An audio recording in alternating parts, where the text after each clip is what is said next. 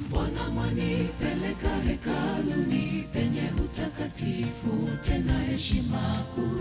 Nilivyo mdhalimu na uchi, naomba unihurumie.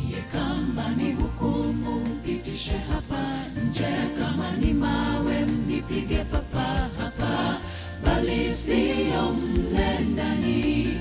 Maria akawalilia askari na wale walomfumania.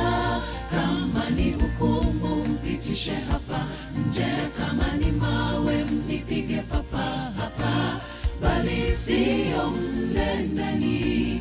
Maria akawalilia askari na wale walomfumania.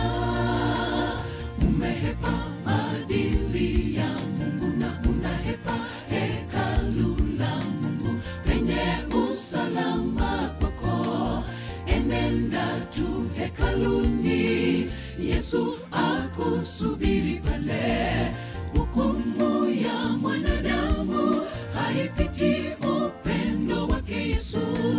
Badala ya hukumu faraja, na badala ya mawe nenda zako. Neema ya Bwana Yesu itakuvisha joho la kifalme tena. Neema ya Bwana Yesu inakutosha ewe mdhambi. Umehepa maadili ya Mungu na unahepa hekalu la Mungu penye usalama kwako.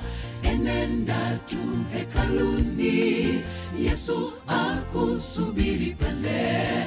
Hukumu ya mwanadamu haipiti upendo wake Yesu. Badala ya hukumu faraja, na badala ya mawe nenda zako. Neema ya Bwana Yesu itakuvisha joho la kifalme tena. Neema ya Bwana Yesu inakutosha ewe mdhambi.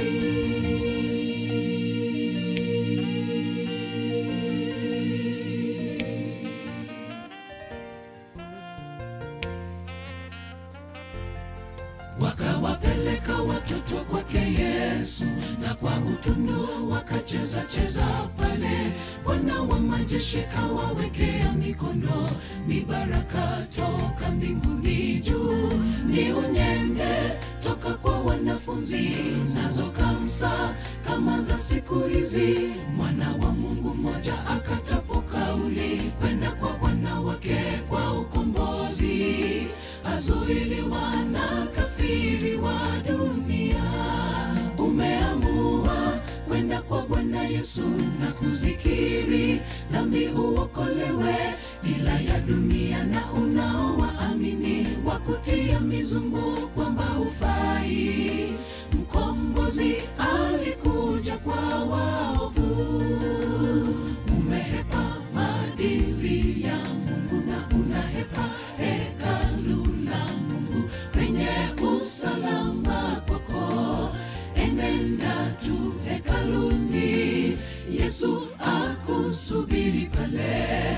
Hukumu ya mwanadamu haipiti upendo wake Yesu. Badala ya hukumu faraja, na badala ya mawe nenda zako. Neema ya Bwana Yesu itakuvisha joho la kifalme tena. Neema ya Bwana Yesu inakutosha ewe mdhambi. Umehepa maadili ya Mungu na unahepa hekalu la Mungu penye usalama kwako.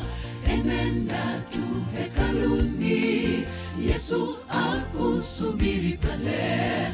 Hukumu ya mwanadamu haipiti upendo wake Yesu. Badala ya hukumu faraja, na badala ya mawe nenda zako. Neema ya Bwana Yesu itakuvisha joho la kifalme